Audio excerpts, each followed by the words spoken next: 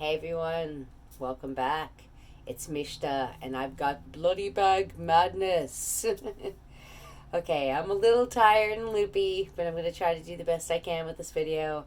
They gave me the Ativan to take with the antibiotic every 6 hours, and so I'm a little bit mellow and loopy, but not that bad. Not like if I took the oxycodone. So today I want to show you how to empty the bloody bags. So first of all, I want to let people know, if they are not into blood or yucky bloody things or medical stuff, do not watch this video. Turn away, turn it on to something else. It's all fine. I'm not offended. But those of you who want to see how to drain these Jackson Pratt drains, I'm going to show you how to do that. Okay, so now everyone's been warned. Now I can bring it down and put it where people can see. And I'm going to do the best I can at explaining what I'm doing as I'm doing it. I have my little chart over here with left, right, milliliter, date on this side, and all that. The other day, I had a little situation where it started to leak up here. You can see on this side where you can see the tube goes up behind there and comes into here. It leaked a little around that spot on this side, and it just spread a little bit around that. No big deal. It was brownish blood, nothing like brand new blood, nothing like a new open sore. So when I told the nurse, she said that looks totally normal. If you want, you can take off the camisole and rebandage, or you can just leave it the way it is and maybe cover up the outside so that way it doesn't get on your clothes. So, excuse me, I chose the latter because I'm trying to just keep it as bandaged and enclosed as possible, because I don't want any of my dog hair and dust and dirt from my house to get into this bandage at all whatsoever. So personally, that's what I chose, because she said as long as these are still draining, we're good. Then it's still in there and it's working fine. It just could be a slight clog at the end, and to just keep trying to milk it from the very edge over here. Okay, so that being said, I did have a little issue, but you can't see it now. We did put a bandage over the top. The top and the bottom look just fine. I am not allowed to raise my arm any higher than that. It kind of almost hurts to do that. And then I have this side too that you can see. And you can see where this goes in. And you can see where it goes in on this side. Okay, so my first thing that I do is I wash my hands.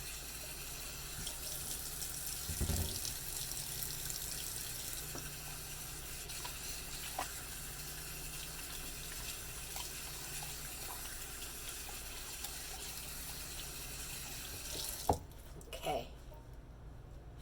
I'm trying to have a towel down low enough so I can reach it. Because I don't want to put my hands up above my arm, at a 90 degree. No 90 degree lifting. Or raising your arms. No lifting. So, like I said, I'm a little bit slow right now. I'm trying to do the best I can at making sure I tell you all the things and all the steps the right way. It is kind of the end of the day and I'm really tired. So I just wanted to make sure I got to show you guys some of the stuff I have to do. And this is actually, I think it's a pea specimen cup or specimen cup. I don't know, whatever. It's got the digital, or not digital, it's got the marks on it about the size and amount, like milliliters, ounces. It has all that. Whew. And right now, I can't tighten my abdomen like I would normally be trying to do when I walk around. I always have my abdomen kind of tight because I work out a lot, and that's just kind of how I am. But right now, I can't do any of that. I just kind of let it be, because this is so tight. It's like a corset, and so it's hard to take a deep breath. You can't move. You can't move back and forth very much. It's very confining. Okay. So I'm doing the best I can at explaining these things at the same time. So right here you see the drain come out of the side of the wound where they probably have the incision, and you see the actual squeeze bulb for the drain. Now these are velcroed on to this little camisole. That's why I chose to keep the camisole on. It just unvelcros and you slide it off of the little strip.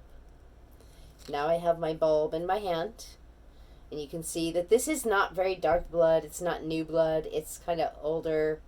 It's probably pussy. It's, you know, that's what's supposed to be coming out, the infection stuff. Now, first of all, I set it on the counter. Try not to dangle it. And I try my hardest to start as high as I can. And I pull down with my 2 fingers. You're supposed to pinch it and pull down the best you can to make it clear. And then go down and do the same thing. It's called milking it. It's a little bit hard to do because my underarm's a little sore, but no big deal. It's not impossible. And then you keep going. It doesn't matter if that cup's sterile. It's only to measure. So you just keep going. See how the tube is a lot more clear. And then you keep pushing. And there it is. It's milked right into here. That's as good as it can get. And yes, some of the little things clog back up. It's no big deal. Okay, so that's like draining it out, so it's not just going to get everywhere.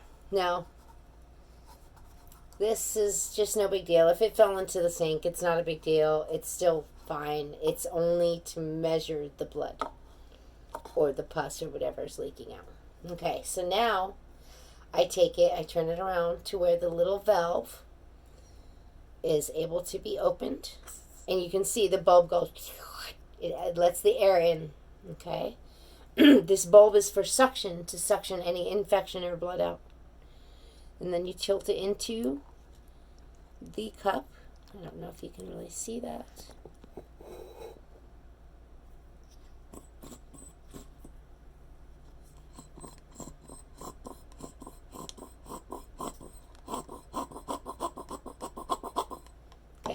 It's all good. Now what I do is I take it and I take a little piece of paper towel or toilet paper and wipe off the end just so it's not all drippy. And this bulb is made to suction the stuff out. So you take it and you crush it. And then I fold it in half again so it is at maximum suction and just squeeze it as hard as I can. So that bulb is in there squeezed as hard as I can. And then I take this little valve, I don't know if you can see, take this little valve and you put it over the top. And then that makes it to where it cannot unsqueeze. You see that? And that will start suctioning anything bad, any blood that's extra or any infection. It's going to start sucking it right down the tube. Okay. And that's how you work that Jackson Pratt drain. And now I'm going to do this. And then I find where the cotton is. The cotton is way up here. I use the Velcro and put it right back on it. Now technically, I could go and get a sweater or something and put pockets in it and then just put pockets in my sweater and it could be fine, but I haven't done that because I've been lazy and tired. Okay, and then what I do is I look at it and I measure it, which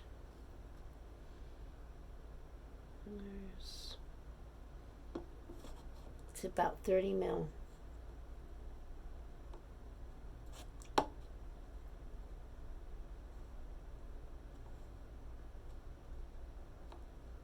Yeah, it's about 28 to 29 mil. I don't know if you guys can see that. But I'm going to put on the right side that it's 29 mil. And that's at what time? I'll put the time on when I'm done with this. I believe it's 7 something. So I'm going to put what time it is at the same time there. And then I'm going to go and I dump this out.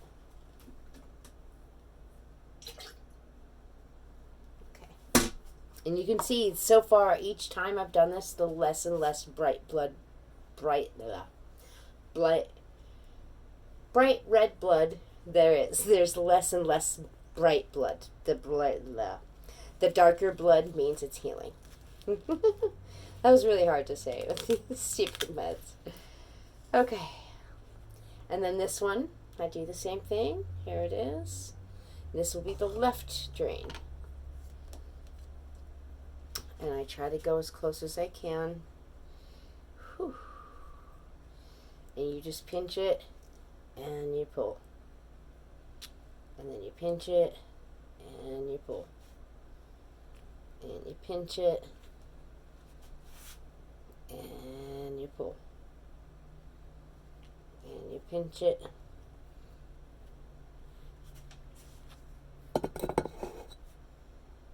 And you pull.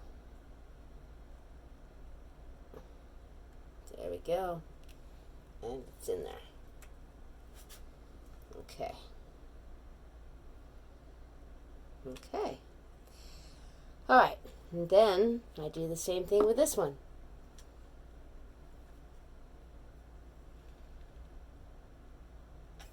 There we go.